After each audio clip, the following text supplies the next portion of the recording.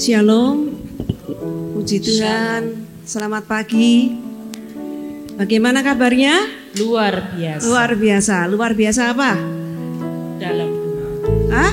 Di dalam Tuhan. Di dalam Tuhan. Semangat ya. Amen. Kita akan memberikan pujian yang terbaik buat Tuhan. Biarlah hadirat Tuhan turun di tempat ini, surga terbuka atas gereja Tuhan.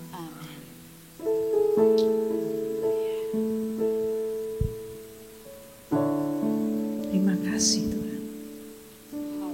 Terima kasih Tuhan. Terima kasih Tuhan. Ini setiap kami Tuhan. Kami mau bawa ukupan yang terbaik di hadapan-Mu. Kami mau bawa persembahan ini Tuhan. Pujian penyembahan kami untuk menyentuh surga. Mau urapi setiap kami. Biarlah malaikat-Mu Tuhan turun naik Tuhan bersama-sama Tuhan, untuk menaikkan puji-pujian, menyembah Engkau di dalam roh dan kebenaran, menyentuh tata-Mu, tata kudus-Mu Tuhan.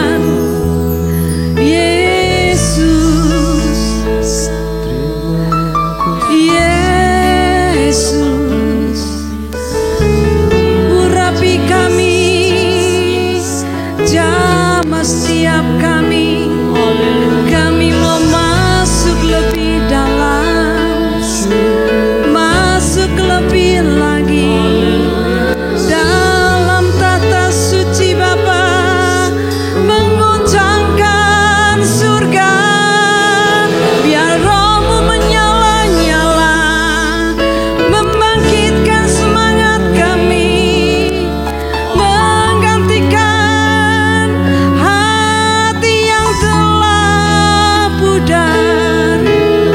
persiapkan kami Tuhan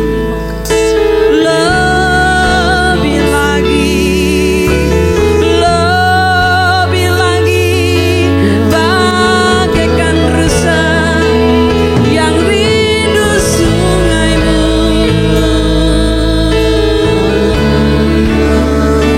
Engkau kekuatan, padamu rohku berserah. Kau hasrat hati kami rindu menyembah-Mu. Yesus, Yesus, Kau berarti, Kau segalanya, Kau segalanya. Jamah hati kami Tuhan, jiwa kami rindu Engkau.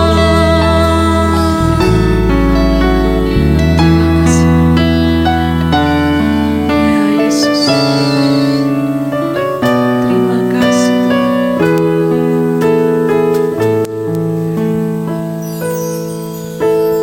Seperti rusa rindu sungai-Mu, jiwaku rindu Engkau. Kaulah Tuhan, Kaulah Tuhan hasrat hatiku, ku rindu menyembah-Mu. Seperti rusa, seperti rusa rindu sungai-Mu, jiwaku rindu Engkau. Kaulah Tuhan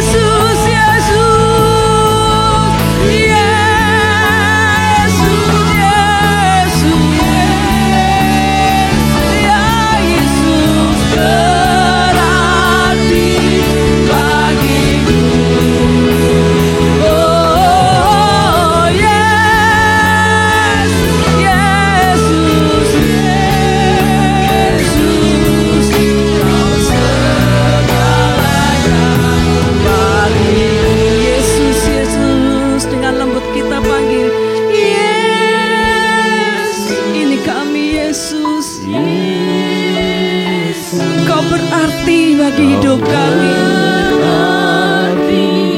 Yesus, Yesus, Yesus,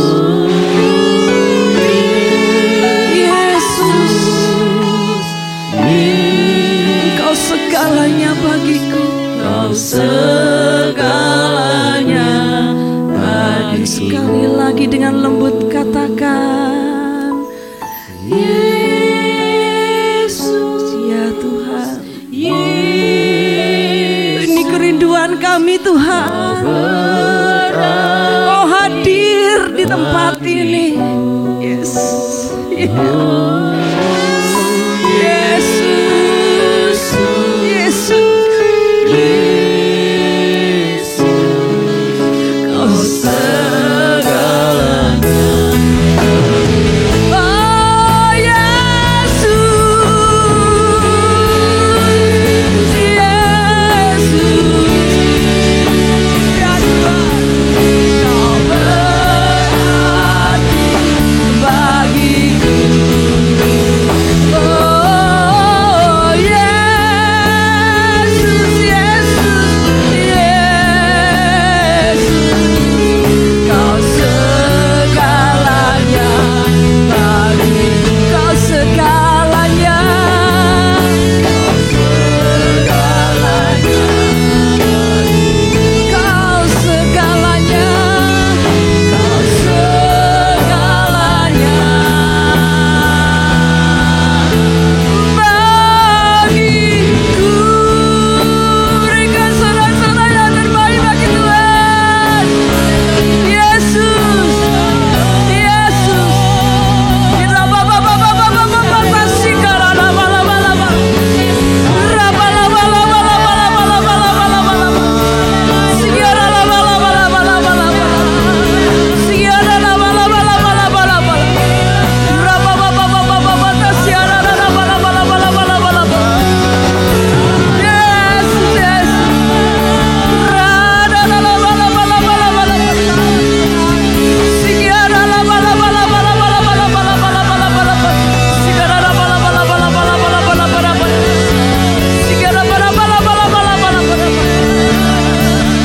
Hadir Tuhan, Roh Kudus, Roh Kudus, yes.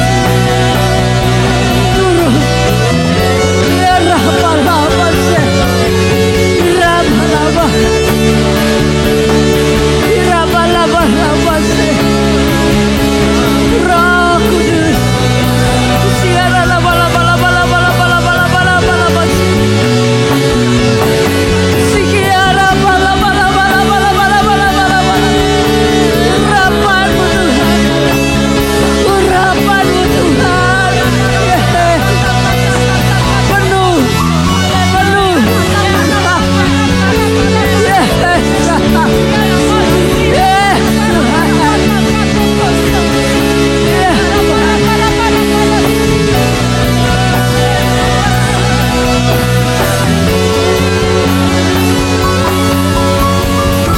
Ya Tuhan,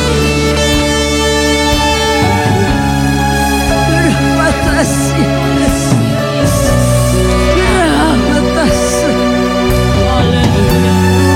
berbatasi,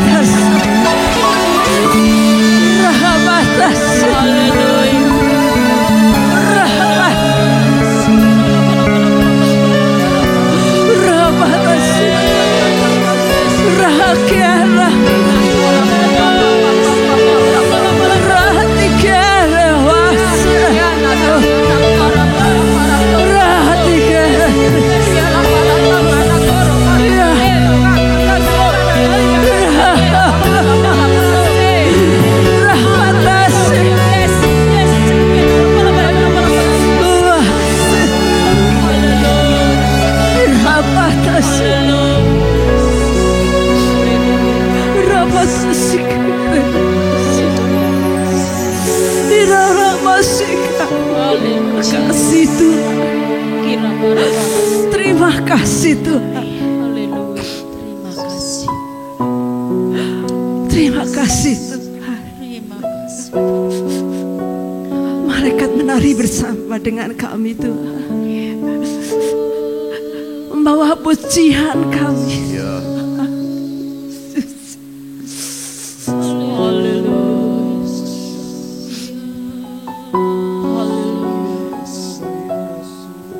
Sekian Urata sir. Terima kasih. Terima kasih Tuhan. Terima kasih Tuhan. Urata sikar.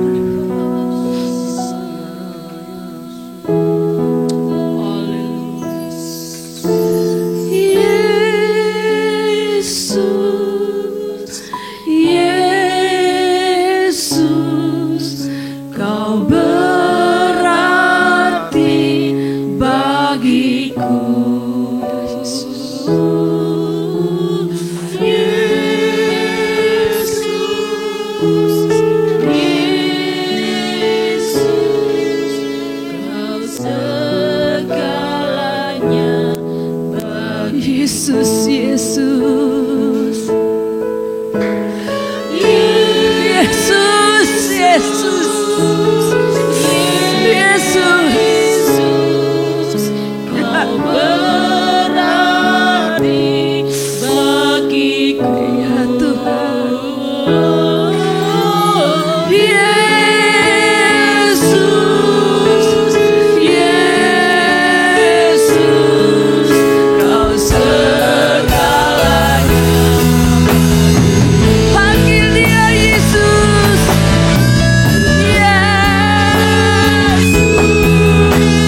Yesus, Kau berarti bagiku.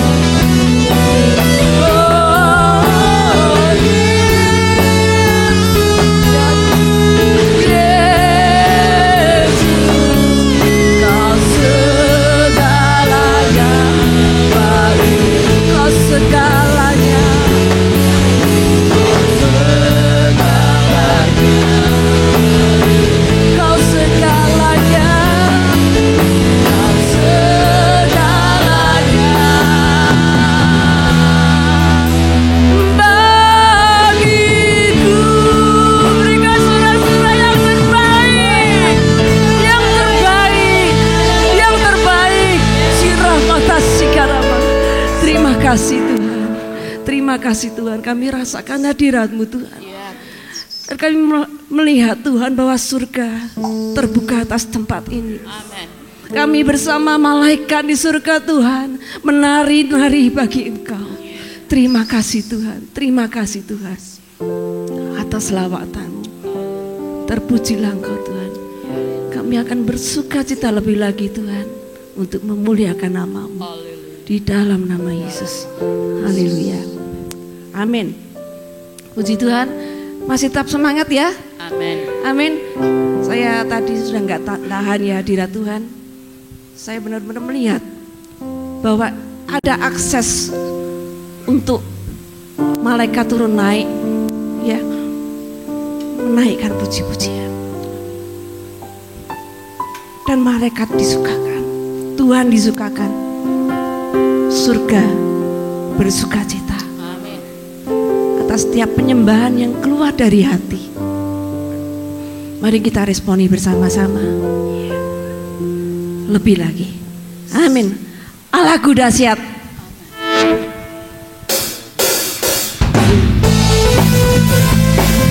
Haleluya.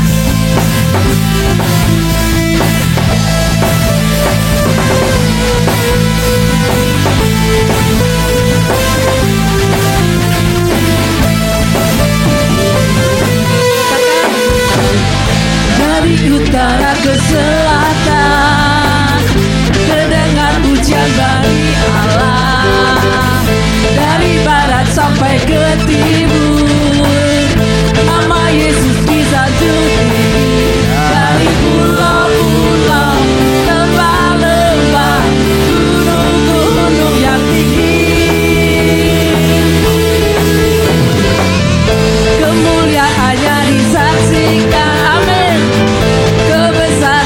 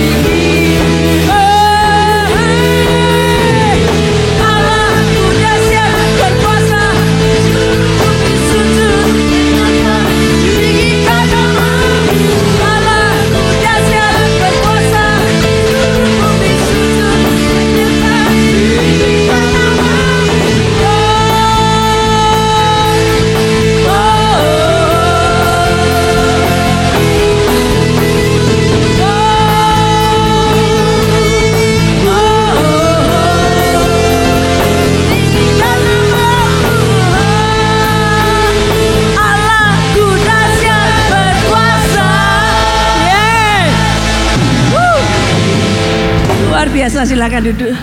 Puji Tuhan. Boleh duduk dulu. Puji Tuhan. Betapa dahsyat Tuhan.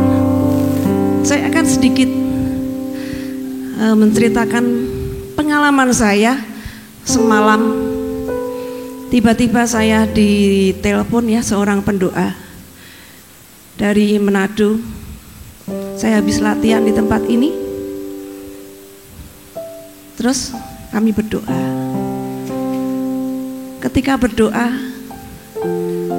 saya diberitahu bahwa ada sinar kemuliaan Tuhan yang masuk ke rumah saya, dan sinar itu saya terima. Saya juga melihat, kami melihat hal yang sama. Sinar itu masuk ke tangan kanan saya. Terus setelah doa selesai, saya berbincang-bincang. Ibu, dapat apa Bu? Dia katakan, Bu Rini, saya tadi melihat sinar kemuliaan Tuhan. Itu ada di Ibu Rini. Tuhan mau pakai Ibu Rini. Di situ hati saya menangis. Tuhan, siapakah aku ini? Ibu itu berkata bahwa dia menyebut Bapa. Bapa itu mengasihi Ibu, sayang sama Ibu. Kembali saya menangis. Itu kata-kata itu terngiang lagi setelah sekian puluh tahun. Dari beberapa pendoa mengatakan hal yang sama.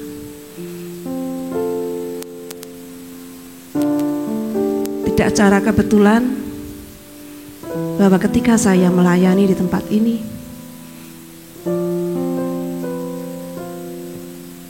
itu adalah memang panggilan Tuhan. Seorang ibu pendoa ini adalah seorang ibu pendoa yang sangat sibuk. Jarang bisa dihubungin, apalagi menghubungin saya. Tapi tidak ada yang kebetulan. Semalam dia berbicara dengan saya, lama sekali. Saya minta maaf Ibu Rini, karena malam-malam telepon. Enggak apa-apa Bu, saya habis latihan. Di situ hati saya tergetar. Betapa Bapak itu sayang. Kalau Bapak itu sayang pada saya, juga Bapak itu sayang pada kita semua. Amin. Mari kita untuk membangkitkan roh kita, bahwa dahsyat perbuatan Tuhan. Dahsyat perbuatan Tuhan. Tuhan adalah Tuhan yang mulia. Haleluya.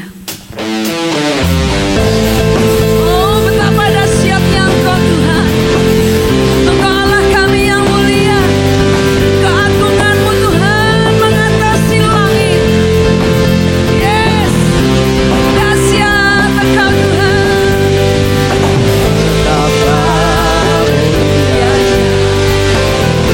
Nama-Mu di seluruh bumi. Keagungan-Mu Tuhan.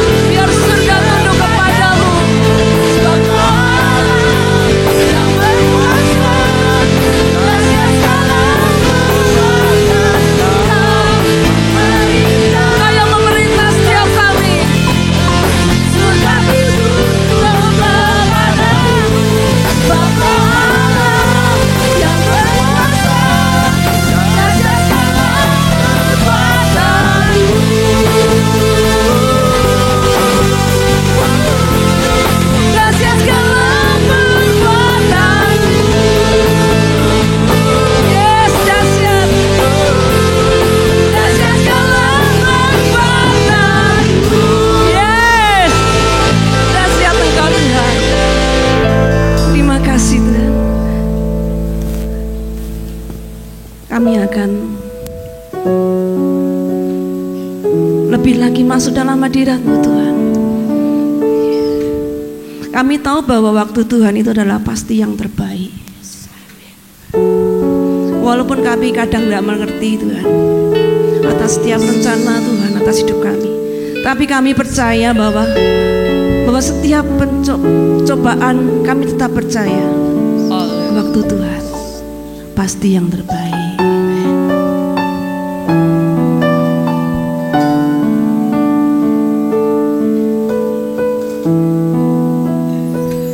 Bila Kau izinkan sesuatu terjadi,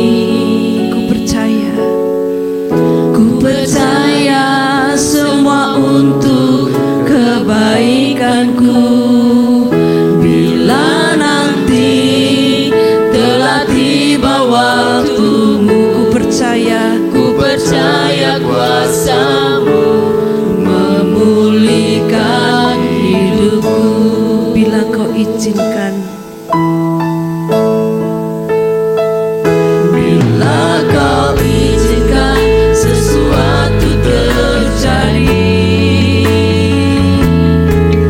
ku percaya semua untuk kebaikanmu.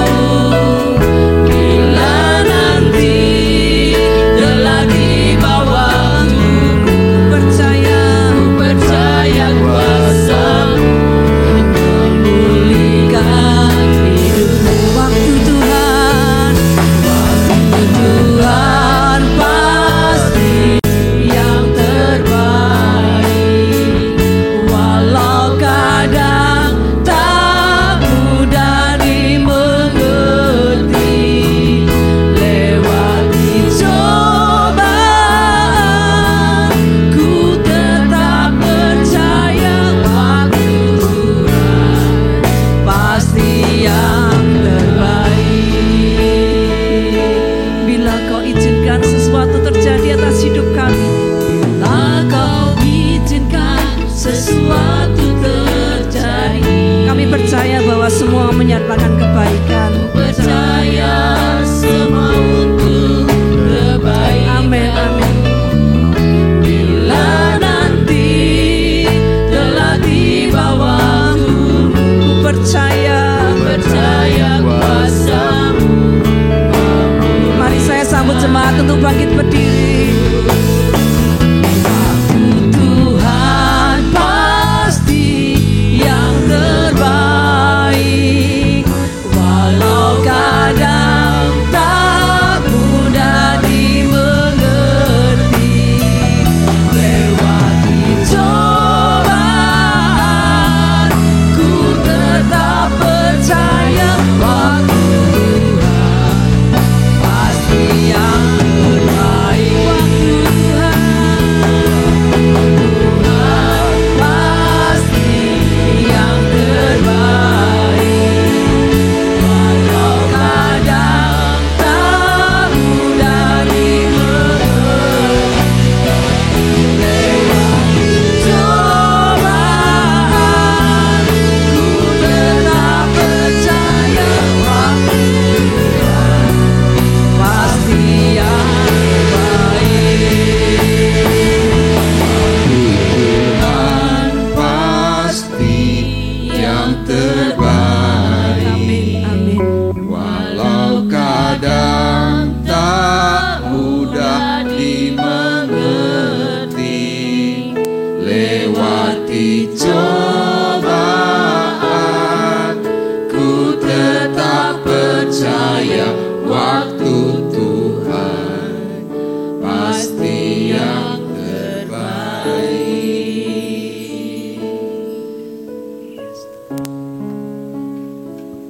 Kami mempercayai bahwa Engkau adalah pribadi yang sangat baik bagi kami.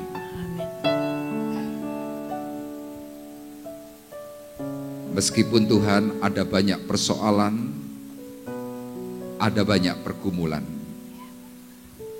tetapi kami meyakini kalau ada sesuatu yang terjadi, kalau ada hal-hal yang Engkau inginkan dalam hidup kami.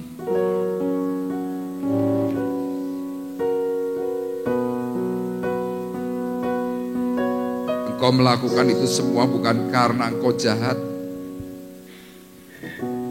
bukan karena engkau tidak baik, tetapi yang kami ketahui sesuai dengan perkataan firman-Mu.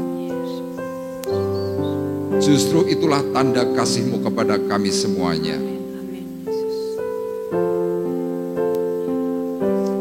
Mari bersama-sama melalui suara pujian yang kita naikkan di hadapan Tuhan, kita belajar mengerti, memahami apa yang Tuhan inginkan. Bila Kau izinkan sesuatu terjadi, ku percaya semua untuk kebaikanku.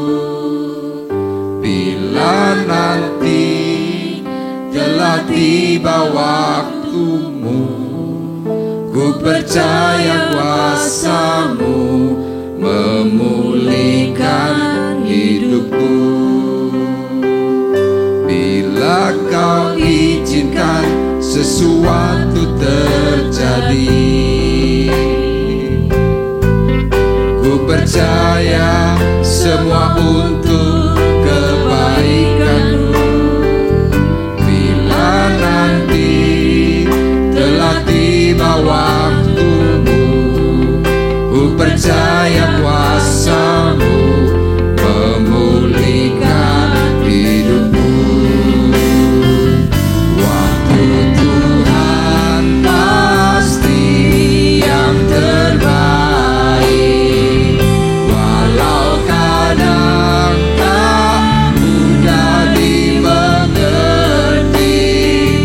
Lewati cobaan, ku tetap percaya waktu Tuhan pasti yang terbaik. Lewati cobaan, ku tetap percaya waktu Tuhan pasti yang terbaik.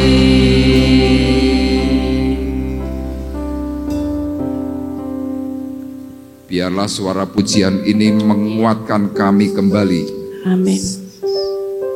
dan didasari dengan kebenaran firman yang sebentar akan kami terima. Berbicaralah kepada kami secara khusus,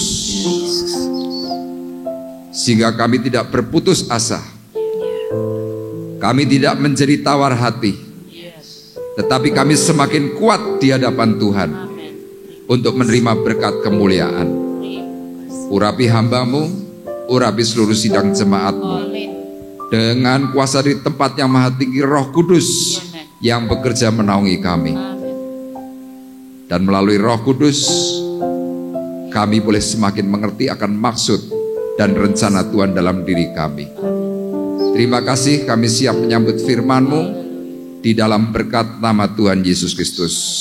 Dan kita semua yang siap diberkati oleh Tuhan, bersama-sama berkata, amin. Puji Tuhan. Dipersilahkan duduk. Shalom.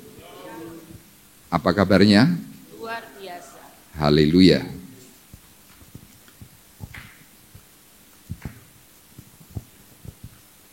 Baik, hari ini kita akan kembali belajar perkataan firman Tuhan, ya, berkaitan dengan kehidupan. Banyak hari-hari ini dengan adanya masa pandemi COVID, orang mempunyai banyak masalah. Ya, ada masalah kesehatan, ada masalah keuangan, ekonomi, masalah keluarga, bahkan negara pun punya masalah. Kenapa? Karena semuanya serba sulit. Kalau kita bertanya kenapa, saya tuliskan di sini, itu semua adalah rahasia ilahi. Gak ada yang tahu. Nah, secara khusus kalau hidup kita pribadi itu harus mengalami pergumulan, mengalami yang namanya permasalahan demi permasalahan, ya, sehingga kami atau kita semakin sulit untuk bisa berpikir secara jernih. Kita hanya mampu bisa bertanya kepada Tuhan, Tuhan kenapa sih? Paling hanya seperti itu.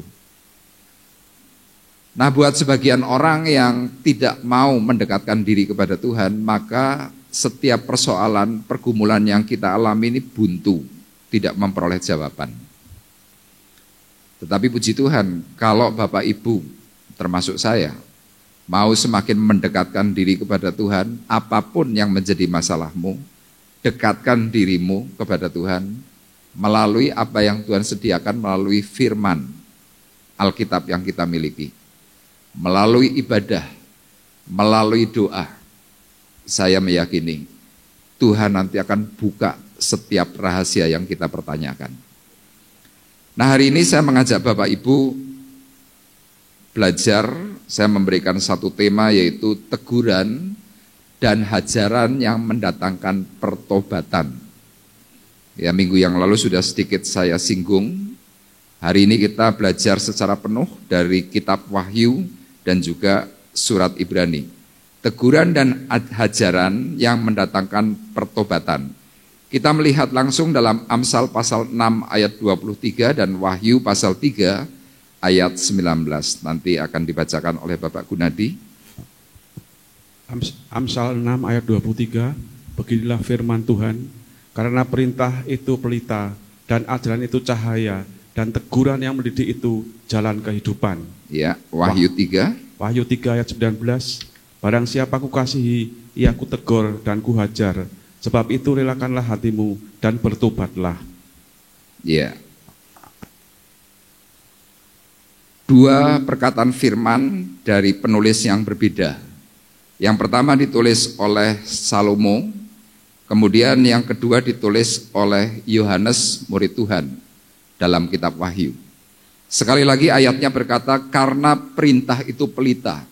Perintah itu artinya adalah perkataan firman. Perkataan firman itu adalah pelita. Dan ajaran kebenaran itu cahaya.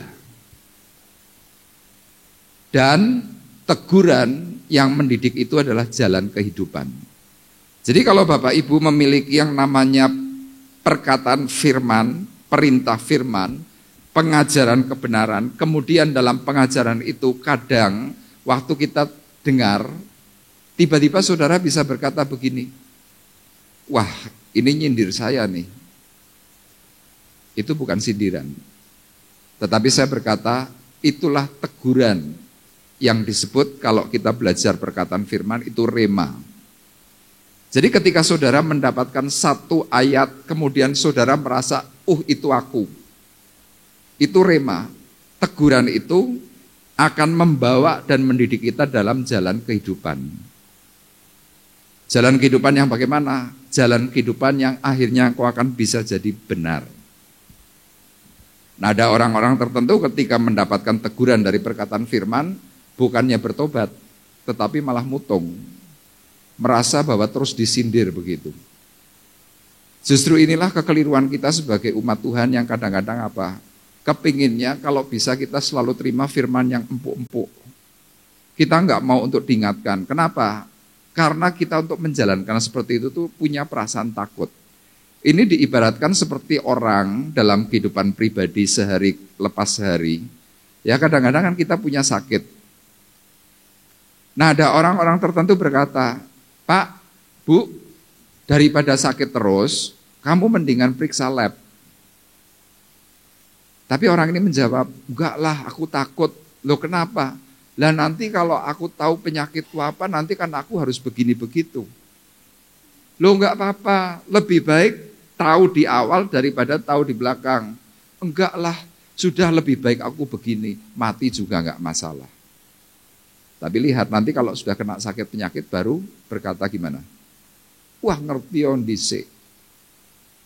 Sama orang yang sedang tidak mau menerima perkataan firman Tuhan, tidak mau menerima teguran, tidak mau menerima sentilan dari setiap apa yang Tuhan katakan, ujungnya adalah kematian. Tetapi kalau orang itu mau menerima teguran, kemudian pendidikan dari Tuhan itu kita jalankan, yang diterima adalah kehidupan. Nah orang seringkali salah sangka, salah tanggap, Kenapa Tuhan menegur? Kenapa Tuhan menghajar? Kadang-kadang kita berpikirnya bahwa waktu ada teguran, waktu ada hajaran dari Tuhan, kita berpikirnya Tuhan gak cinta. Tuhan tidak sayang sama diriku. Padahal tadi dalam Wahyu 3 ayat 19 dikatakan dengan sangat jelas.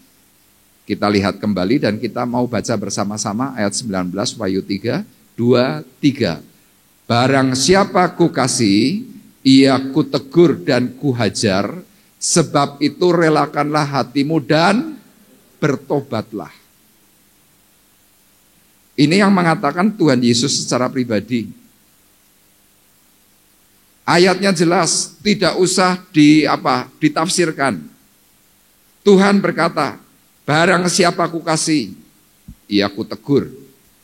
Barang siapa ku kasih, ia ku hajar. Sebab itu relakanlah hatimu dan bertobatlah. Nah, tapi tadi kita kadang-kadang salah konsep. Konsepnya apa? Kalau saudara kena hajaran, kena masalah, kena apapun yang sedang hari ini engkau hadapi, engkau selalu berkata, percumalah, aku ibadah setengah mati, aku sudah buang-buang waktu, aku sudah beri yang terbaik, yang muncul malah masalah, percuma. Kenapa kita berpikir seperti itu? Karena kita hidup di dunia. Konsep kita tentang hal cinta, konsep kita tentang hal mengasihi, yaitu harus dielus. Harus selalu semuanya serba baik. Tapi konsep Tuhan berbeda. Kadang kita mempertanyakan kenapa sih kok harus diajar. Nah, di sini saya akan berikan penjelasan apa yang menjadi penyebab teguran dan hajaran itu sampai muncul. Yang pertama kita perhatikan dalam Wahyu 3 ayat 15. Mengapa seseorang mengalami teguran? Mengapa seseorang itu mengalami hajaran? Dalam ayat 15 dikatakan, aku tahu segala pekerjaanmu. Engkau tidak dingin dan tidak panas. Alangkah baiknya jika engkau dingin atau panas. Jadi karena engkau suam-suam kuku dan tidak dingin atau panas, aku akan memuntahkan engkau dari mulutku. Ini alasan pertama kenapa kita mengalami yang namanya hajaran. Alasannya jelas, karena engkau suam-suam kuku.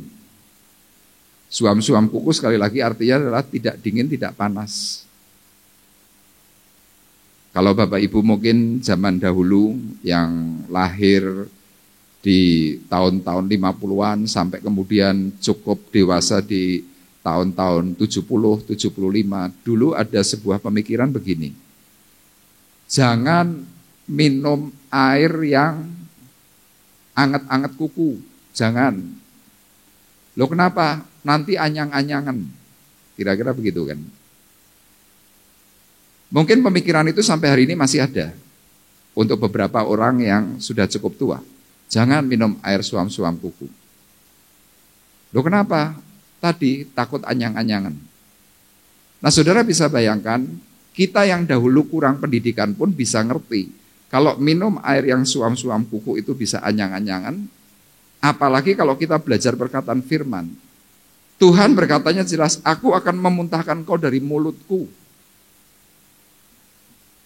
Nah, waktu saya tahu bahwa ada istilah jangan minum air yang anget-anget kuku, kemudian saya coba berpikir kenapa ya orang zaman dulu kalau minum air yang suam-suam kuku kok bisa anyang-anyangan. Iya, karena zaman dahulu waktu kompor masih susah, gas masih sulit, semuanya hanya pakai suluh, pakai kayu bakar. Kadang-kadang zaman dulu orang itu minum air mentah. Nah, kadang karena minum air mentah, kemudian karena itu dingin, dicampuri dengan air panas yang mungkin belum mendidih. Dicampur. Nah, secara otomatis waktu dicampur anget-anget kuku, bakteri itu nggak mati. Makanya yang terjadi apa? Bisa anyang-anyangan, bisa mules, bisa macam-macam. Tapi kalau zaman sekarang kan enggak. Air dingin itu sudah jadi air kemasan, dingin. Dicampuri air hangat enggak masalah. Tapi sebenarnya pengertian suam-suam kuku dalam Alkitab di sini adalah apa? Tidak dingin, tidak panas. Saudara mungkin akan bertanya, Pak, contoh yang seperti ini apa sih? Tuhan di sini jelas berkata, aku tahu segala pekerjaanmu. Jadi sebenarnya begini, kita semua di hadapan Tuhan itu terbuka. Tuhan tahu siapa dirimu. Engkau Kristen, engkau percaya Yesus, engkau ibadah setiap minggu, ya. Tapi coba yuk kita bersama-sama evaluasi. Selama waktu seminggu itu, apakah engkau melakukan kegiatan rohani secara terus-menerus? Jawabannya tidak. Kita kelihatan rohani ya secara khusus kalau hari Minggu. Hari Senin, Selasa, Rebu, Kamis, Jumat, Sabtu, hampir tidak rohani. Apalagi kalau kita mau mengakui secara jujur. Kalau ada sebuah pilihan, ibadah doa, ibadah raya, dilakukan terlebih dahulu, atau pada waktu engkau ada pekerjaan yang sangat ramai, mana yang kau utamakan? Kerja ramai atau ibadah? Jawabannya jelas. Pekerjaan dulu, baru ibadah.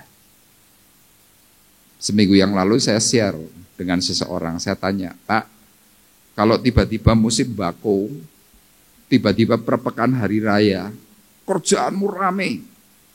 Kamu sehari bisa jual bako 5 truk. 1 truk isinya kira-kira 100 keranjang. Di jam yang sama kemudian tiba-tiba yuk kita pelayanan atau yuk kita doa. Orang itu saya tanya, pilih mana Pak? Orang itu menjawab dengan jujur sambil angkat tangan.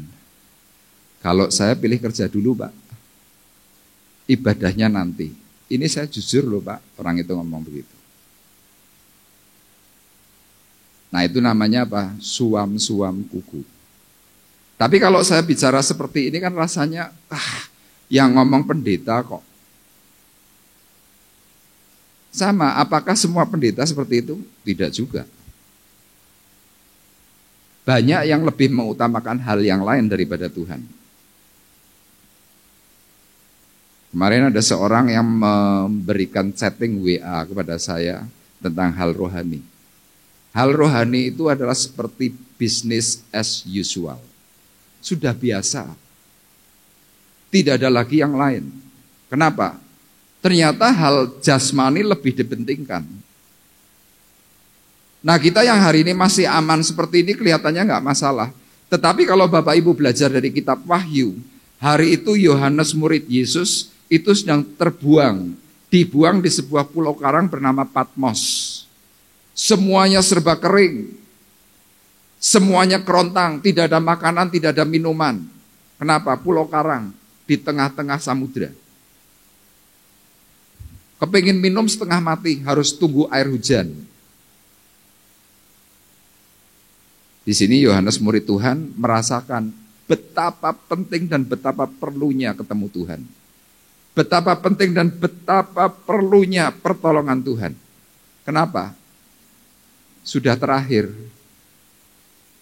Tapi kalau hari ini kita yang masih baik-baik, semuanya sehat, semuanya cukup, paling sulit untuk kita sebagai manusia rohani adalah apa? Berdoa. Tuhan itu sampai memberikan perkataan, tidak bisakah engkau berdoa barang 1 jam saja? 1 jam loh, dari 24 jam. Persentasenya hampir cuma berapa persen. Tapi banyak orang tidak bisa melakukan. Tuhan berkata, aku tahu, segala pekerjaanmu aku tahu. Tapi kamu suam-suam kuku. Kenapa Tuhan berkata begini? Ya karena Tuhan melihat kamu nanti sulit diselamatkan. Makanya daripada engkau sulit diselamatkan, tadi ayat 19. Engkau kutegur, engkau kuhajar. Biar apa? Biar selamat. Jadi ini alasan pertama kenapa ada teguran dan hajaran. Alasan yang kedua dalam ayat 17. Karena engkau berkata, aku kaya dan aku telah memperkayakan diriku dan aku tidak kekurangan apa-apa. Jadi alasan kedua karena apa? Kita merasa nyaman. Buat apa ibadah? Buat apa doa? Aku kaya kok. Aku sudah memperkayakan banyak hal. Tubuhku sehat, semuanya baik-baik. Anakku juga semua baik, nggak ada masalah. Ini zona nyaman menjadikan hidup kita terjebak. Nah, waktu hidup kita terjebak, Tuhan berkatanya apa? Karena engkau tidak tahu bahwa engkau melarat, engkau malang, miskin, buta, dan telanjang. Jadi bagi kita yang semuanya dalam zona nyaman, semuanya serba enak, semuanya serba kelihatannya terjamin, Tuhan tuh ngomongnya kira-kira gini, kamu kasihan banget. Hartamu kan tidak dibawa mati nanti. Iya, betul kamu kaya secara jasmani, tapi rohmu miskin. Tuhan mengatakannya dengan sangat tegas. Engkau melarat, malang, engkau miskin. Secara apa? Rohani. Dan ternyata engkau buta. Makanya lihat, kita seringkali kan berbenturan. Dan yang paling kasihan apa? Telanjang. Jadi waktu seorang telanjang apa yang terjadi? Semua hal itu akan dipermalukan. Kita selama ini tidak menyadari bahwa penyebab hajaran, penyebab teguran, ternyata problem ini. Suam-suam kuku, kita masuk dalam zona nyaman. Nah, bagi orang-orang yang hari ini masih aman, mungkin ayat ini tidak berguna. Tapi coba Bapak Ibu yang hari ini sedang kena persoalan. Ya, persoalan Tuhan berbeda-beda. Saya beri contoh yang simpel. Istri saya ini kondisinya baik. Tidak ada masalah. Tapi dia hari ini lagi prihatin dengan mamahnya yang usianya sudah 87 tahun. Dia bilang kepada saya, aku harus bereskan hatiku. Kenapa? Aku mau berdoa kepada Tuhan. Saya tanya, doa apa, Lian? Aku mau doakan mamahku. Kasihan, sakit tidak sembuh-sembuh. Dirinya nggak ada masalah, tapi hatinya prihatin ada orang yang sakit. Beberapa tahun yang lalu, saya kenal mertua saya itu orangnya gesit, dia pendoa. Tapi beberapa waktu terakhir ini, yang dulu jalannya bisa begini, hari ini kakinya nekuk. Kalau jalan jadi segini. Padahal yang lalu, sehat.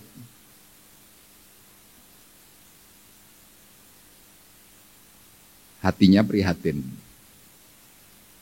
Saudara mungkin hari ini sebagai orang tua punya masalah dengan anakmu.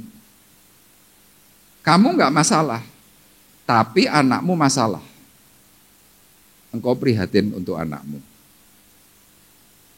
Engkau mungkin sudah doa, Tuhan kenapa? Tuhan kenapa tolong anakku, aku kepingin semuanya beres. Tapi Tuhan gak jawab. Apalagi, mungkin dirimu ada sakit. Apa saja penyakitnya? Ya penyakit yang permanen hari ini kan banyak. Ada diabetes, ada darah tinggi, ada jantung, ada liver, ada asam urat, ada gagal ginjal, macam-macam. Kita sebagai manusia hidup di dunia kadang berkata, lumrah, tubuh jasmani ini sakit, wong wis tuwa. Tapi saya berpikirnya lain. Itu adalah satu sinyal.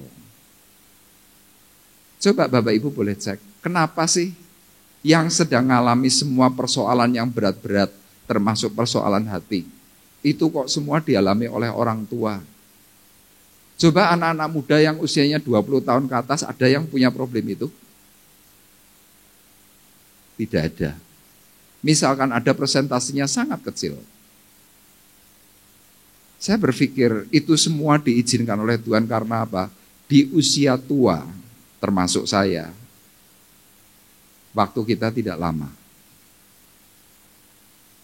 Daripada kamu kebablasan kenaan hidup, tapi ujungnya maut, mendingan engkau kutegur, engkau kuhajar.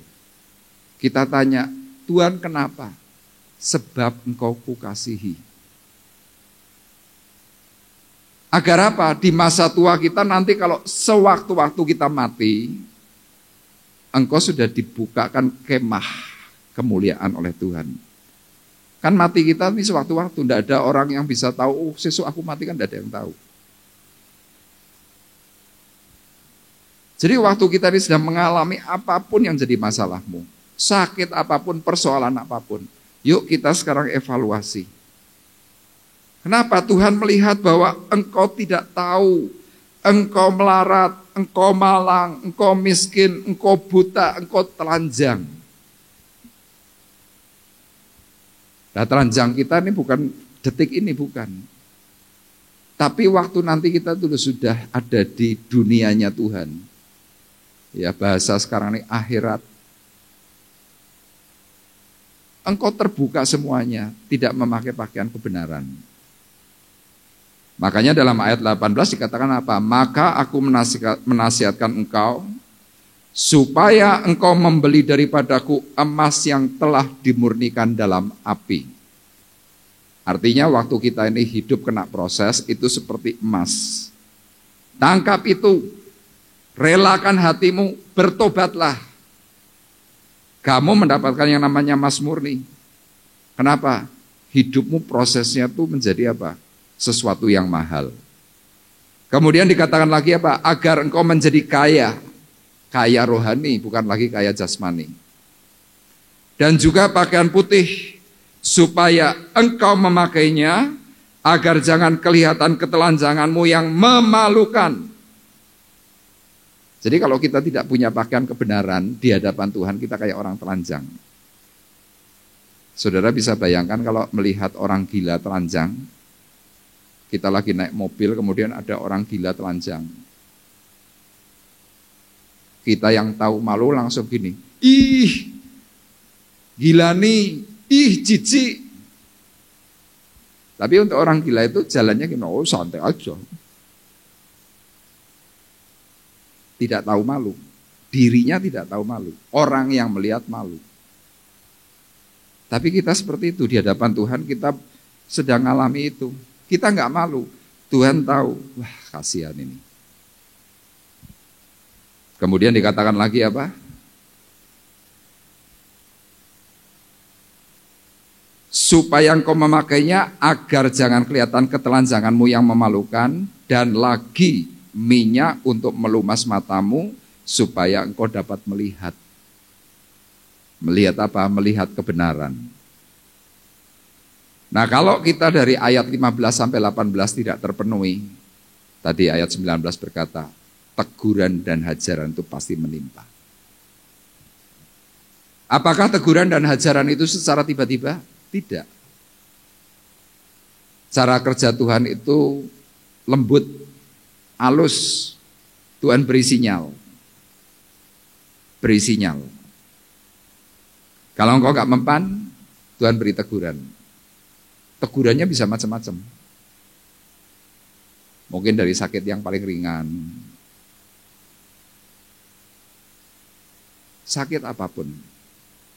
Yang ringan-ringan tidak langsung tiba-tiba langsung berat gitu, enggak. Kadang waktu kita ringan itu kan sembuh. Waktu sembuh, kita lupa. Nanti diizinkan lagi sakit. Waktu diizinkan lagi sakit, kita nanti janji, oh Tuhan, nanti kalau aku sembuh, aku mau melayani Tuhan. Nggih. Sama Tuhan dicatat. Melayani enggak? Melayani, tapi cuma sebentar, habis itu lupa lagi. Terus begitu. Saya masih ingat dahulu sebelum saya belum bertobat, saya punya teman beberapa.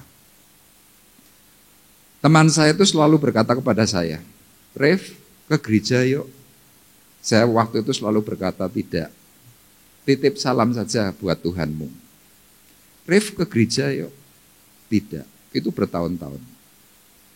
Suatu hari pulang dari gereja teman saya ini, dia berkata, "Ref, tadi aku dapat ilustrasi khotbah yang bagus." Saya tanya, "Apa?" "Ada orang ditimpuk dengan kerikil. Tuk, kena kepalanya. Tuk. Aduh." Cuma dilihat, wah kerikil. Orang itu jalan lagi. Tidak mencari dari mana kerikil ini. Udah, masalah selesai. Beberapa lama kemudian tiba-tiba dilempar lagi batu yang sekepel. Duk! Luka. Cuma aduh tok. Sembuh. Tapi tidak lagi mencari tahu kenapa ini terjadi. Yang terakhir, orang yang kena teguran ini dilempar dengan batu yang besar. Tertindih. Baru bertanya, kenapa? Saya bertahun-tahun hidup tanpa Tuhan. Awalnya semua baik. Tapi puncaknya tahun 99, seperti gambaran batu tadi. Saya tidak bisa bergerak. Di situ saya baru sadar, aku perlu Tuhan. Makanya tujuan firman Tuhan pagi hari ini adalah 1 Petrus 4 ayat 1, perhatikan. Mengikuti kehendak Tuhan agar bisa masuk dalam kemuliaan. Kita lihat ayatnya 1 Petrus 4 ayat 1 dikatakan, "Jadi karena Kristus telah menderita penderitaan badani, kamu pun harus juga mempersenjatai dirimu dengan pikiran yang demikian. Karena barang siapa telah menderita penderitaan badani, ia telah berhenti berbuat dosa." Jadi ini tujuan Tuhan. Saudara mungkin akan berkata, seperti contoh saya tadi, "Pak, gak ibadah masa itu jadi masalah?" Loh, firman Tuhan mencatat, tidak ibadah itu dosa. Nah jadi kalau ada teguran, Tuhan kepinginnya apa? Supaya pikiran kita ini harus terus kita persenjatai dengan pikiran seperti Kristus, karena barang siapa menderita penderitaan badani, ia telah berhenti berbuat dosa. Ini kesaksian dari almarhum Bapak Hocking Hock. Bapak Hocking Hock meskipun meninggal, dia terakhir bisa memenangkan satu jiwa namanya Kevin. Adegannya mengharukan. Detik itu Bapak Hocking Hock ini sudah mulai lemah. Suatu hari saya besuk bersama beberapa full time, termasuk Kevin saya ajak. Kevin pakai masker. Bapak Hocking Hock memperhatikan sambil tanya begini, "Kui sopo ya?" "Kevin om." "Oh, lulusan Salom ya?" "Bukan om." "Lah terus sopo?" "Anaknya Pak Jimmy." "Siapa ya?" "Coba maskernya dibuka." Begitu dibuka, "Kok beda?" "Ya om, sudah besar." "Oh, kamu lama ya enggak ke gereja ya?"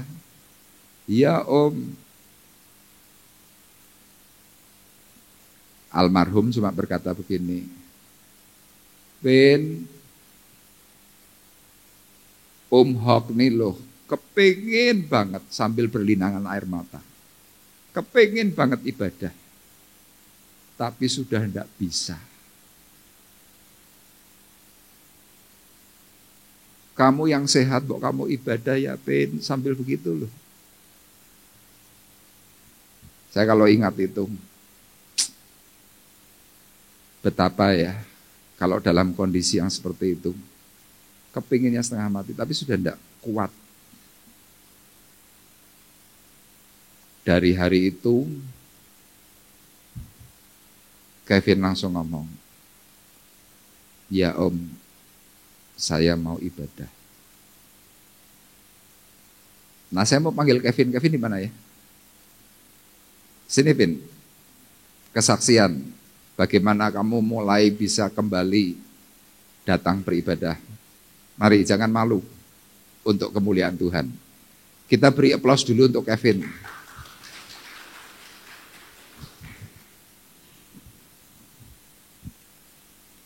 Pak Gun, tolong pinjam mic-nya dulu, Pak Gun. Permisi. Makasih.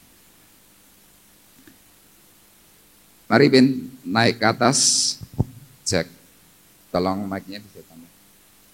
Mari.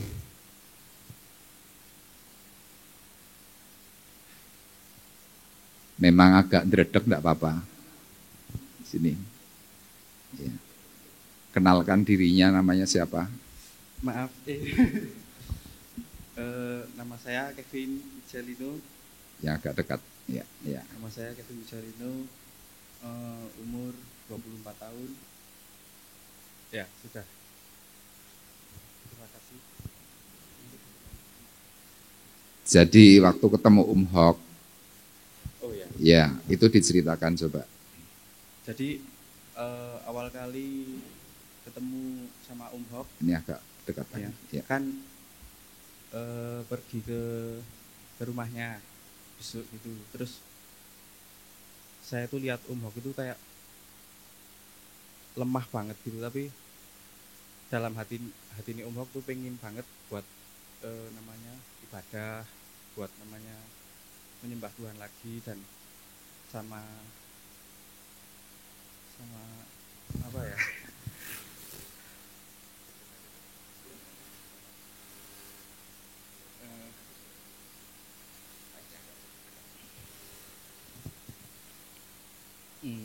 saya dibilangin, Vin, kamu lihat Hok ini, Vin, kamu lihat Hok ini, Hok ini udah ibaratnya udah nggak bisa kemana-mana, tapi hati ini Hok tuh pengen apa namanya, pengen banget buat ibadah.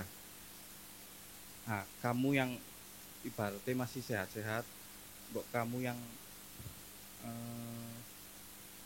mau buat lebih dekat sama Tuhan. Nah, mulai dari situ saya awalnya itu enggak pengen buat nangis, tapi tiba-tiba air mata itu langsung apa namanya, netes itu banyak banget. Habis itu saya langsung, oh mungkin ini teguran buat Tuhan biar saya jadi anaknya yang lebih dekat lagi gitu. Terima kasih.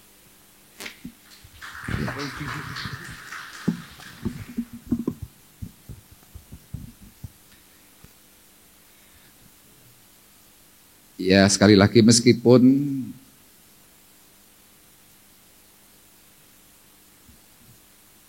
almarhum sudah mendahului kita, tapi saya bersyukur masih bisa memenangkan satu jiwa.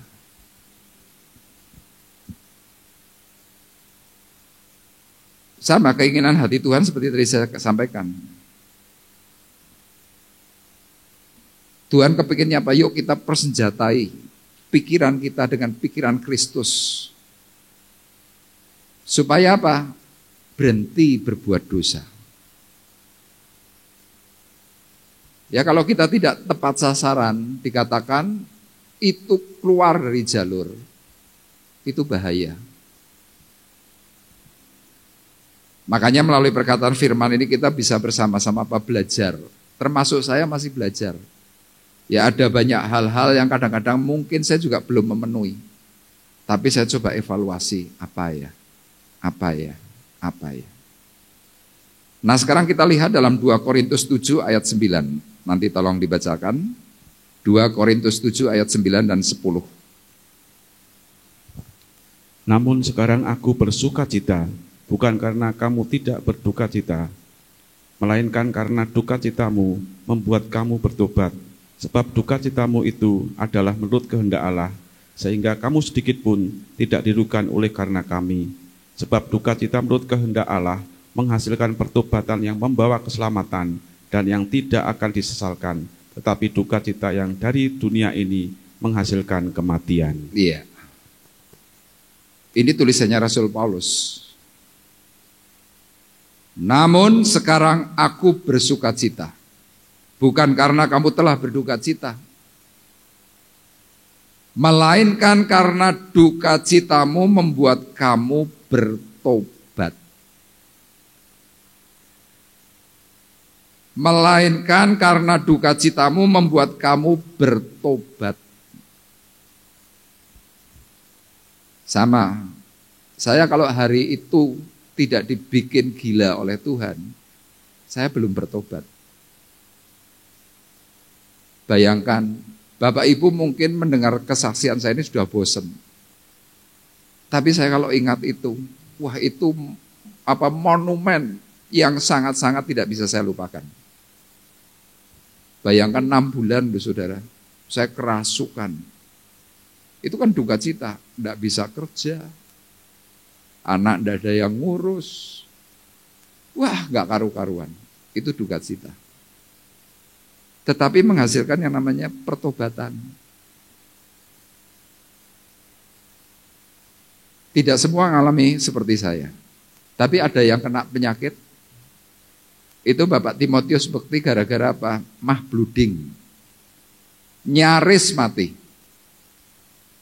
Duka cita. Kemudian jadi pendeta. Ada hamba Tuhan yang di Makassar yang sampai detik ini tidak punya air mata. Gara-gara Stephen Johnson syndrome, tubuhnya terbakar dari dalam gara-gara minum obat. Nyaris mati, hanya diingatkan oleh seorang hamba Tuhan. Pak, coba komitmen kepada Tuhan, aku mau melayani Tuhan. Sembuh. Itu yang namanya duka cita membuat bertobat. Ayat 10. Sebab duka cita menurut kehendak Allah menghasilkan pertobatan yang membawa keselamatan dan yang tidak akan disesalkan. Duka cita menurut kehendak Allah. Ada enggak duka cita yang bukan karena kehendak Allah? Ada. Contoh orang main narkoba. Itu kan duka cita. Harta habis, kena penyakit, kadang bisa OD, overdosis, duka cita. Tapi bukan menghasilkan pertobatan. Paulus berkata, duka cita yang dari dunia ini menghasilkan kematian. Sama hari ini kita yang sedang mengalami teguran, mengalami tekanan-tekanan hebat. Saudara yang terus bertanya, Tuhan kenapa? Tuhan salahku apa? Tuhan aku kurang apa? Tuhan kenapa? Yang pertama, jawabannya, karena engkau disayang Tuhan. Amin. Yuk kita baca bersama-sama 2, 3. Karena disayang Tuhan. Itu jawabannya. Tadi ayatnya, barang siapa ku kasih, ia ku tegur dan ku hajar. Amsal 3 ayat 12 berkata, karena Tuhan memberi ajaran kepada yang dikasihnya, seperti seorang ayah kepada anak yang disayanginya. Sekali lagi Amsal 3 ayat 12, karena Tuhan memberi ajaran kepada yang dikasihnya, seperti seorang ayah kepada anak yang disayangi. Konsep disayangi, konsep dikasih secara manusia adalah apa? Kalau engkau dilus-lus, itu konsep manusia. Diberi kemudahan, duitnya banyak, kalau ngomong so sweet, tapi Bapak Ibu lihat, ada banyak orang tua keblinger. anaknya salah, tidak ditegur. Malah cuma dibilang apa? Oh, tidak apa-apa, masih kecil. Yaitu contohnya siapa? Ayub. Ayub itu orang yang cinta kepada anak-anaknya. Ya, minggu depan kita akan bahas itu. Cintanya luar biasa kepada anak-anaknya. Firman Tuhan mencatat, ketika anak-anaknya selesai berpesta, Ayub senantiasa memberikan korban persembahan kepada Tuhan, sebab pikirnya, mungkin anak-anakku sudah berbuat dosa. Lo ngerti? Tapi bukannya ditegur, bukannya diingatkan, tetapi malah kompromi. Saudara tahu yang terjadi? Anaknya semua mati. Gara-gara apa? Bapaknya tidak tegas. Cintanya kebablasan. Jadi konsep manusia kalau kita bicara kasih, bicara sayang, dilus-lus. Makanya lihat dalam keluarga, kadang-kadang ya suami istri, kan ada ya suami yang terlalu tegas, mungkin galak. Istri nggak bisa nerima. Kenapa? Kok kasar? Kok katanya cinta? Loh, suami itu sudah memberikan nasihat. Akhirnya perempuannya mutung. Karena merasanya apa? Tidak sayang. Sama konsep kita di dalam hal mengikut Tuhan kadang-kadang terkontaminasi dengan gaya hidup. Oh, kalau cinta ya jangan dihajar. Kalau sayang ya jangan ditegur. Dilus-lus, diomongi baik-baik kan bisa. Loh, sudah diberi omongan yang baik sudah, tapi kamu nggak mempan. Makanya Ibrani 12 ayat 6 berkata, karena Tuhan menghajar orang yang dikasihinya dan ia menyesah orang yang diakuinya sebagai anak. Karena Tuhan menghajar orang yang dikasihinya, katakan amin. Jadi kalau saudara dikasih Tuhan, kalau engkau tidak benar, pasti diajar. Ajarannya gimana? Masing-masing. Supaya apa? Kita kapok. Kenapa kok kita harus diajar? Kamu anak. Ya sama. Saya punya anak namanya Michael. Kalau salah, tak hajar. Dulu waktu masih kecil. Saya kalau ngomong keras. Kenapa saya harus mengajar Michael? Iya, saya kepengin dia tuh benar. Loh, anak kepinginnya gimana? Udah, orang tua jangan ikut-ikut. Loh, banyak kan anak kurang ajar kan? Loh, waktu kita masih kecil ngajar anak tuh kita masih bisa meluruskan. Tapi coba kalau anakmu sudah besar. Om Bekti selalu memberikan contoh seperti pohon. Kalau pohon itu ditanam, kemudian baru bertumbuh 1 meter, menceng, diluruskan pakai tangan kita satu, kuat, bisa lurus. Tapi coba kalau pohonmu sudah besar, tingginya 3 meter, menceng, bisa diluruskan? Pak Bekti bilang, boyokmu sing semplak. Sama hidup kita seperti itu di hadapan Tuhan. Makanya lihat, karena firman Tuhan itu berkata, ia menyesah, ia mendesak orang yang diakuinya sebagai anak. Kenapa kok anak itu didesak? Iya, karena engkau kusayangi. Tapi coba Bapak Ibu perhatikan, ada saudara sebagai orang tua menghajar anak tetangga, ada? Kan enggak. Loh, anak tetangga padahal wih nakal, penean, kalau pakai sepeda motor bair, wang, wang, wang. Saudara negur? Enggak. Tapi coba anakmu begitu. Sama di hadapan Tuhan waktu ada teguran menghajar. Kita yang diakuinya sebagai anak, kita diberi kekerasan oleh Tuhan. Ayo tobat enggak? Tobat enggak? Kalau anak itu sadar langsung, ya aku menyerah, aku tobat. Ini yang pertama. Karena disayang, akhirnya engkau ditegur dan diajar. Yang kedua, supaya kita bisa memahami pada waktu ada teguran dan hajaran, apa yang harus kita lakukan? Berpeganglah pada perkataan firman-Nya. Kita lihat dalam Ibrani 12 ayat 5. Tolong dibacakan Pak Gun, Ibrani 12 ayat 5. Dan sudah lupakah kamu akan nasihat yang berbicara kepada kamu seperti kepada anak-anak? Hai anakku, janganlah anggap enteng didikan Tuhan, dan janganlah putus asa apabila engkau diperingatkannya. Iya. Pesan firman Tuhan ketika kita sedang mengalami hajaran. Janganlah putus asa apabila engkau diperingatkannya. Kalau kita kan selalu tanya, kenapa ya? Terus ngelukro. Tuhan memberikan pesan. Janganlah putus asa apabila engkau diperingatkannya. Saudara mungkin akan berkata lagi, Pak, lagi susah kok saya nggak boleh putus asa. Pak, saya minum obat ini sudah puluhan tahun loh Pak. Sampai wegah. Beli obatnya wegah, minumnya wegah. Kan kayak keterikatan kan. Saya punya teman di Semarang. Teman ini punya tensi yang selalu tinggi.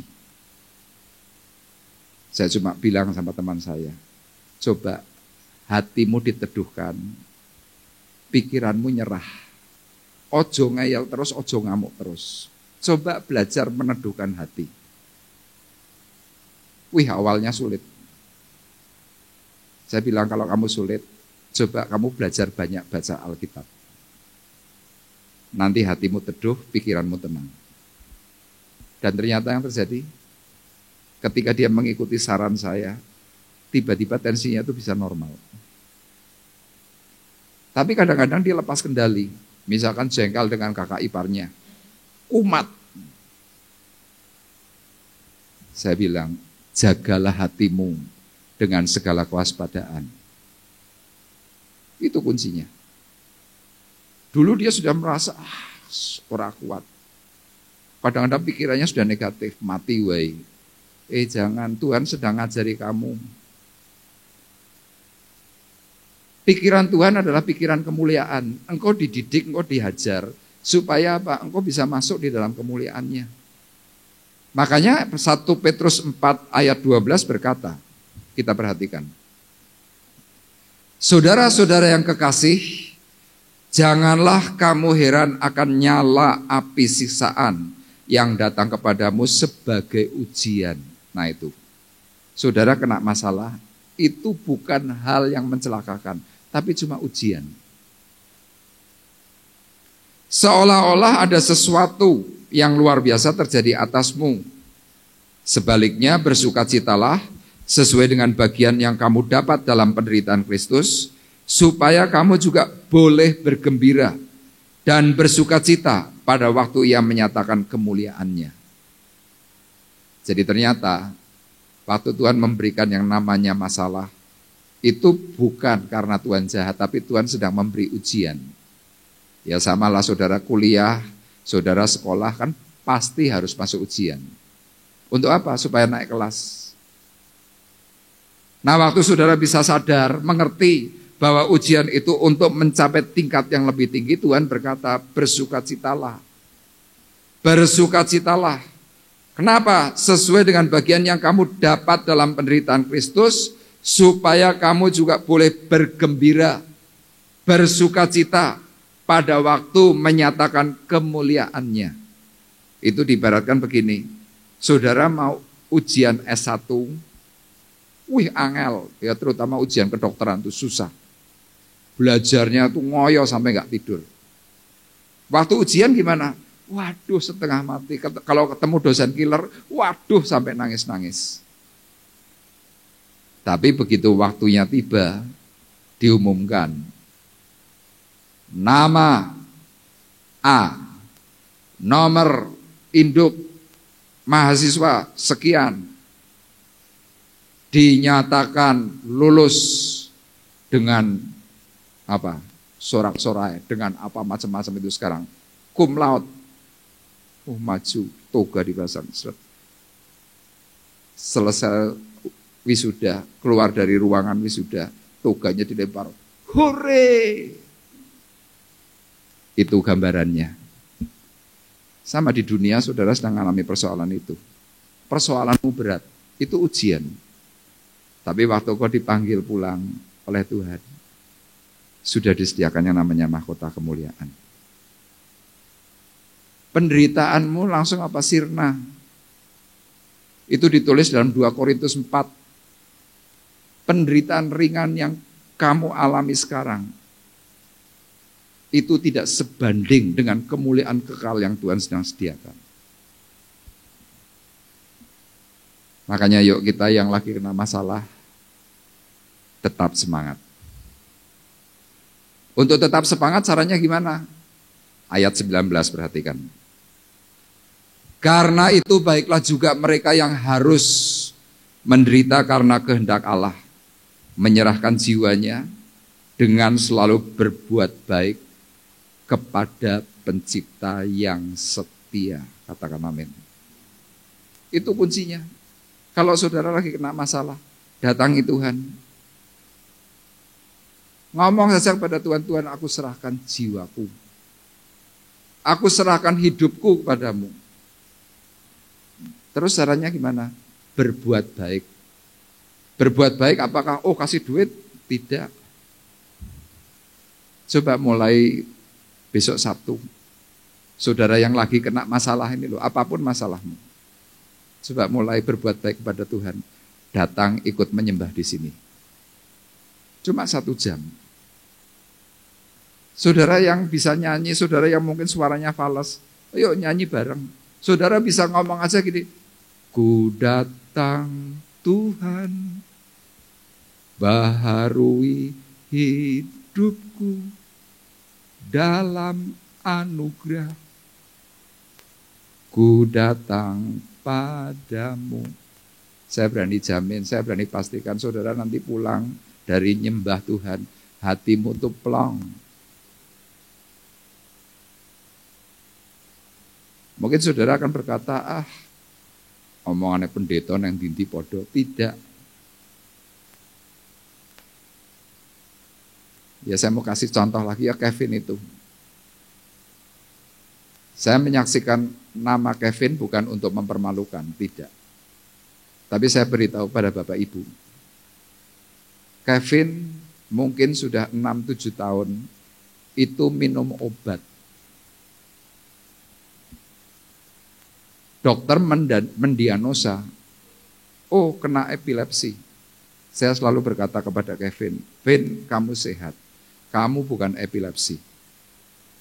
Kamu sehat. Kamu bukan epilepsi. Yuk nanti kita buktikan. Kevin masih berkata, masa sih om? Ya nanti kita buktikan. Dan saudara percaya tidak percaya, dari bulan Maret 2022 sampai detik ini sudah bulan Juli akhir. Kevin sudah berhenti tidak minum obat sama sekali. Tidak minum obat. Padahal dulu kalau telat minum obat 1 kali aja langsung gelebak. Saya cuma bilang coba sembah Tuhan. Sembah.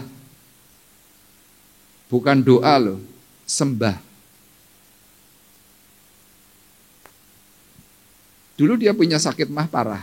Melihat kol, kobis, enggak berani. Melihat brokoli, enggak berani. Melihat lombok, enggak berani. Sekarang mau makan kol kobis, mau makan apapun, makan telat pun enggak masalah. Kenapa? Tuhan ada di dalam dirinya. Caranya simple. Sembayang.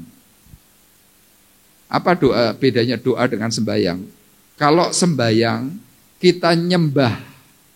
Tadi seperti tadi yang saya contohkan. Ku datang Tuhan, baharui hidupku. Itu penyembahan. Tapi kalau doa gimana? Permintaan. Tuhan sembuhkan sakitku. Tuhan aku minta berkat. Tuhan itu doa. Tapi ada banyak orang nyembah Tuhan, jarang. Samalah sebagai manusia, saudara dan saya sebagai manusia.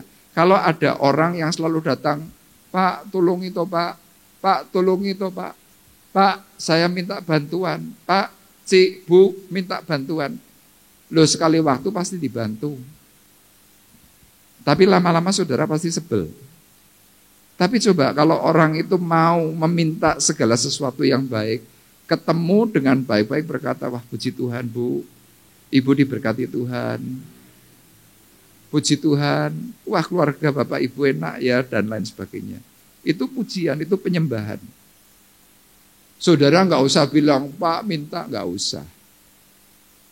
Langsung orang itu lagi pergi keluar kota, nanti pulang-pulangnya sudah dibawakan oleh-oleh. Kenapa? Kamu diingat. Sama kamu yang biasa menyembah Tuhan, Tuhan akan selalu ingat dirimu. Engkau nggak usah minta berkat, tiba-tiba Tuhan kirimkan berkat. Engkau butuh kesehatan yang baik, Tuhan kirimkan kesehatan yang baik. Kenapa? Engkau penyembah yang benar. Itulah sebabnya kenapa Injil Yohanes berkata begitu.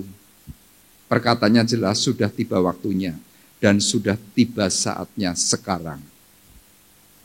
Kita harus menyembah Bapa di dalam roh dan kebenaran. Jadi kalau kita nggak mau nyembah terus gimana? Kita akan menjadi orang yang terus terikat.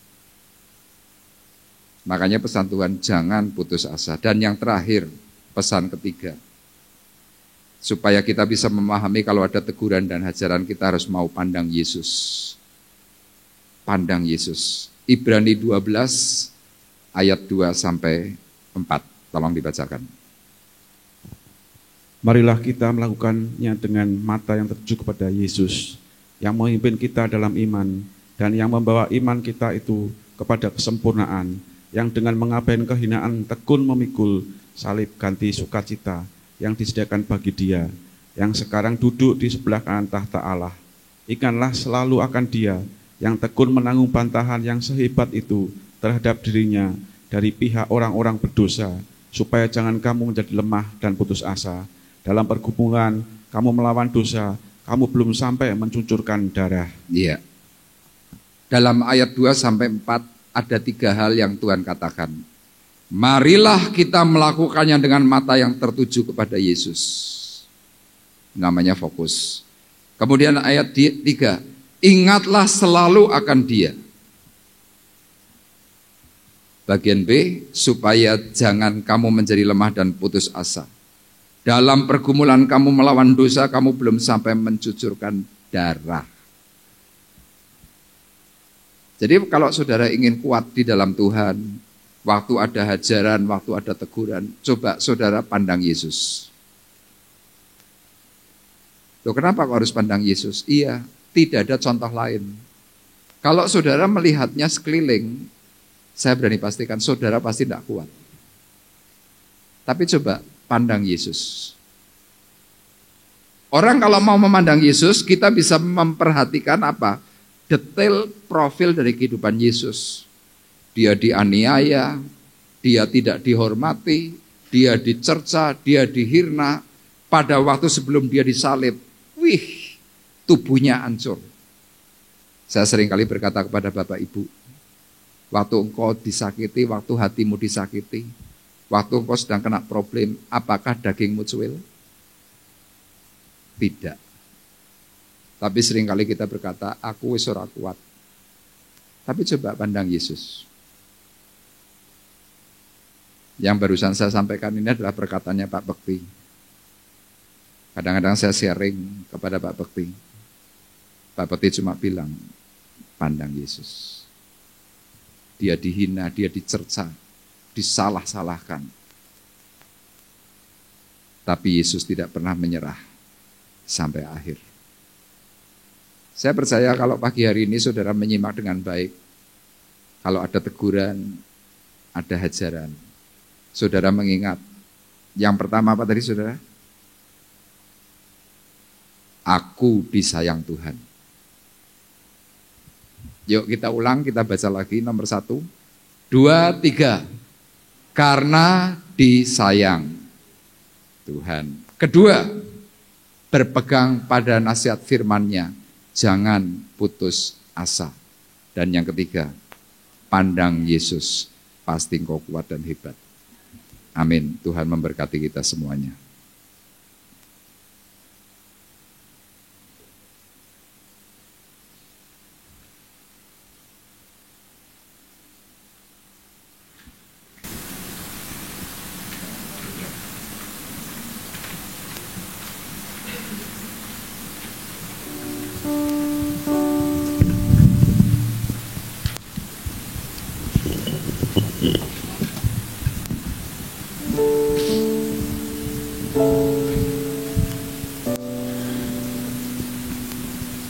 Aku masih punya Tuhan, punya pengharapan.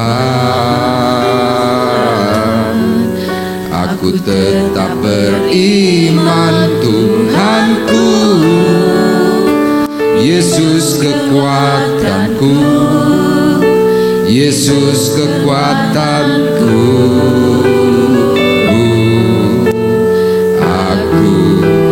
Masih punya Tuhan.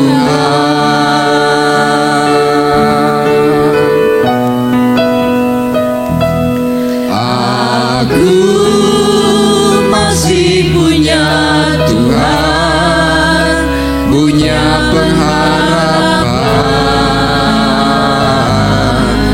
Aku tetap beriman Tuhanku, Yesus kekuatanku, Yesus kekuatanku. Aku masih punya Tuhan. Katakan, aku masih punya. Aku masih punya Tuhan, punya pengharapan. Tetap beriman Tuhanku, Yesus kekuatanku, Yesus kekuatanku.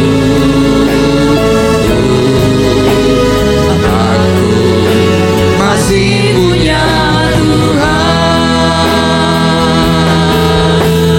Aku tetap percaya, tetap percaya.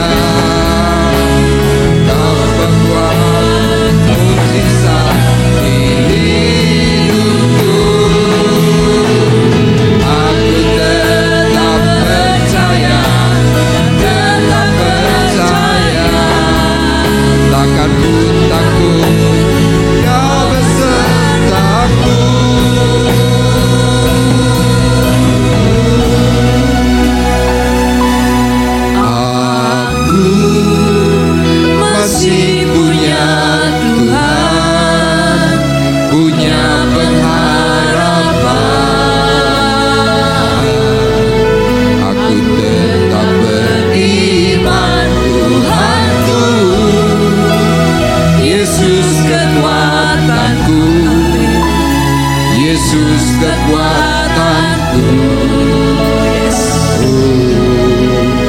Aku masih punya Tuhan.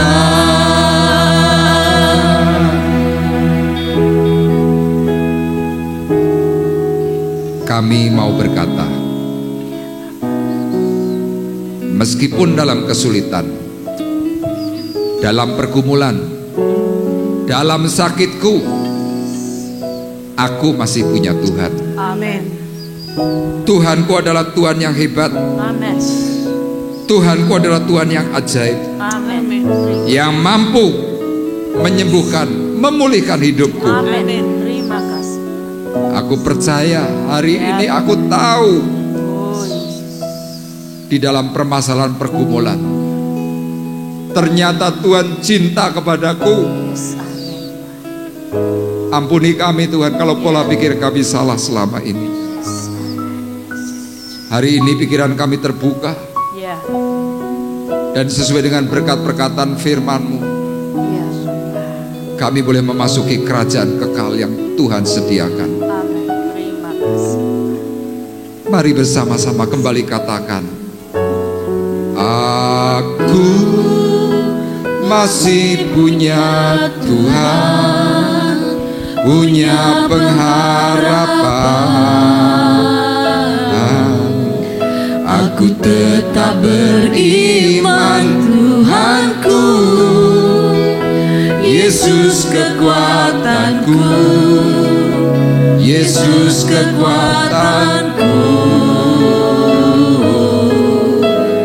Aku masih punya Tuhan. Katakan bersama. Aku masih punya Tuhan, punya pengharapan. Amin Tuhan, ini harapan kami Tuhan. Kami tetap beriman di dalam Engkau, Yesus kekuatanku, Yesus kekuatanku.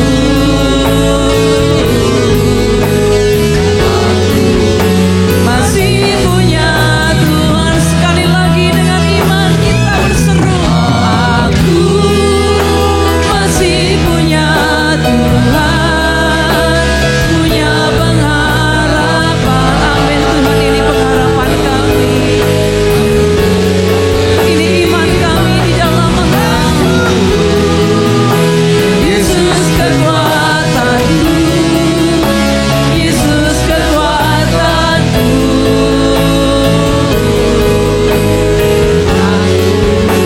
Masih punya Tuhan. Aku masih punya Tuhan. Aku masih punya Tuhan. Terima kasih Tuhan. Kami tahu bahwa pengharapan di dalam Engkau tidak sia-sia, karena kami masih punya Tuhan. Terima kasih Bapak. Sebentar kami akan memberikan yang terbaik bagi Engkau. Biarlah itu semua daripadamu Tuhan. Kau berkati setiap tangan yang memberikan maupun yang belum sempat memberikan. Tuhan akan berkati setiap lumbung kami. Terima kasih Bapak. Terpujilah Engkau di dalam nama Yesus. Amin. Mari silakan.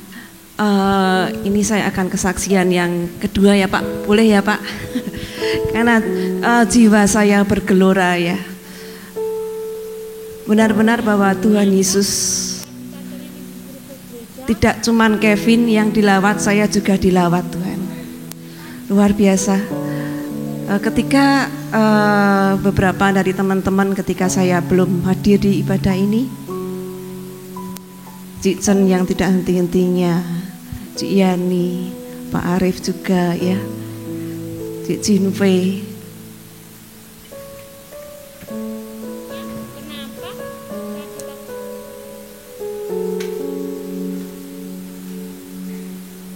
Saya tahu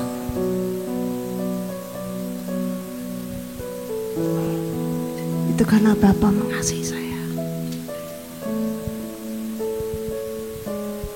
Dan yang terakhir, anak kecil Fanya. Mungkin bisa ditayangkan videonya. Ya, kenapa tadi Tante Rini disuruh ke gereja? Karena Tuhan Yesus Belum ya? Tante Sebentar. ini ke situ terus. Ketika saya latihan di gereja, tiba-tiba Fanya itu menghampiri saya. Ya, kenapa? Menghampiri saya dan dia ngelendot gitu ya, ngelendot gitu. Padahal saya dengan Fanya nggak gitu deket. Saya tahu dulu masih kecil gitu ya.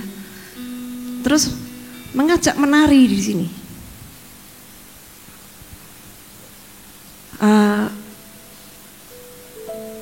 Habis itu minggunya, ketika saya bersaksi dengan pujian, Tuhan membangkitkan roh saya.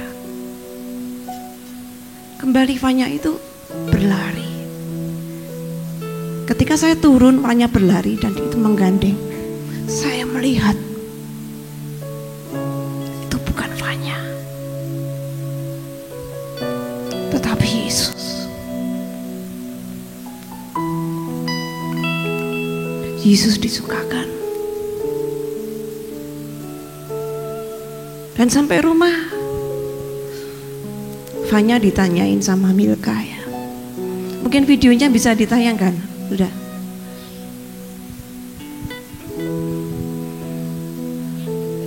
Melalui seorang anak kecil.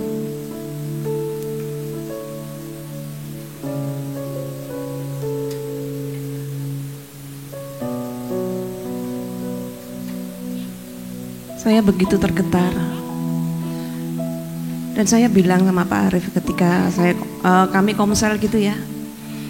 Kalau mau lihat dapur gereja, di gereja manapun kotor. Karena dapur adalah tempat untuk memasak.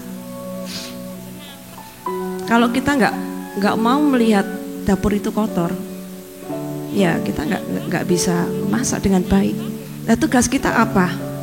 Kalau tahu kalau dapur itu kotor, bawa lap, ngelap. Kenapa tadi Tante Rini disuruh ke gereja?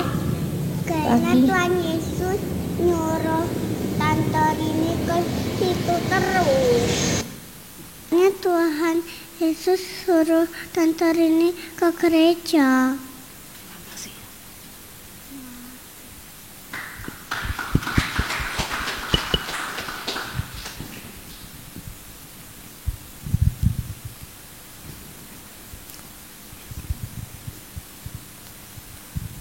Seorang anak kecil yang mulutnya dipakai Tuhan untuk membuat kita yang dewasa mau kembali membangkitkan roh kita. Amin.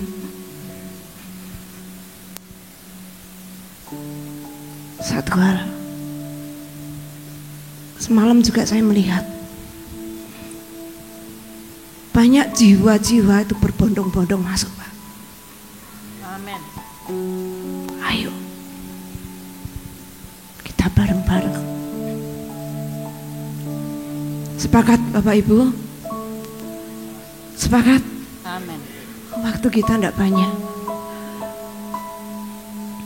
Waktu Tuhan adalah yang terbaik. Jangan pandang Pak Arif ya.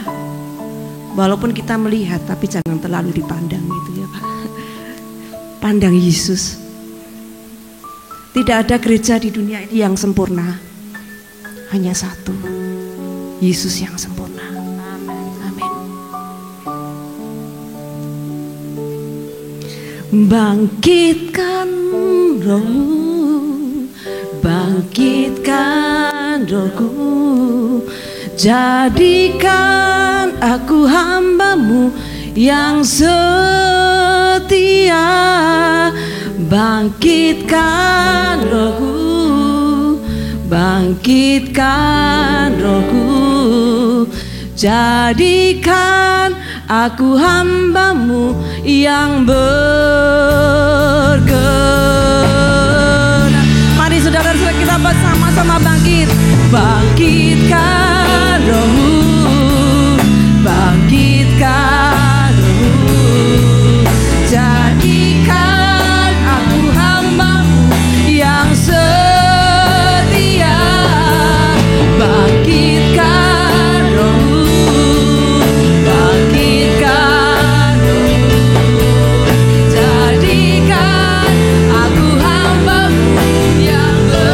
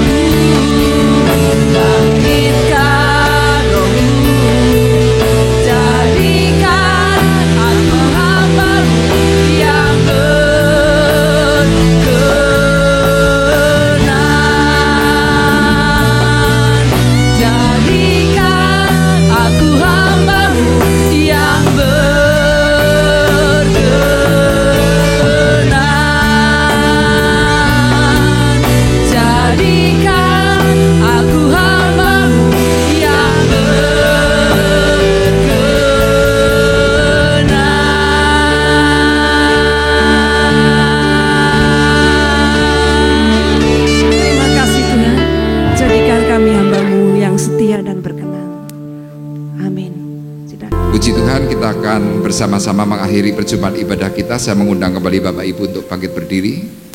Kita akan berdoa. Bapa di surga, sebelum kami berpisah, kami berdoa terlebih dahulu untuk anak-anak-Mu yang mengalami sakit. Kami berdoa untuk Ibu Partiah. Kami berdoa untuk Ibu Milka. Kami berdoa untuk Ibu Sum, Ibu Ngatmi, Bapak Rinus, Ibu Wawa di Parakan, Ibu Poniem yang masih mengalami kelemahan tubuh, anak Victor Immanuel yang mengalami gangguan jantung, paru, dan juga pencernaan. Dan kami juga mengingat Tuhan akan Ibu Etik. Kiranya Engkau menjamah memulihkan mereka semuanya dalam nama Yesus. Anugerah kasih Tuhan yang ajaib bekerja menolong, memberkati dan memulihkan dalam nama Yesus. Dan kami percaya Tuhan, anugerah kasih-Mu masih bekerja melimpah atas mereka semuanya.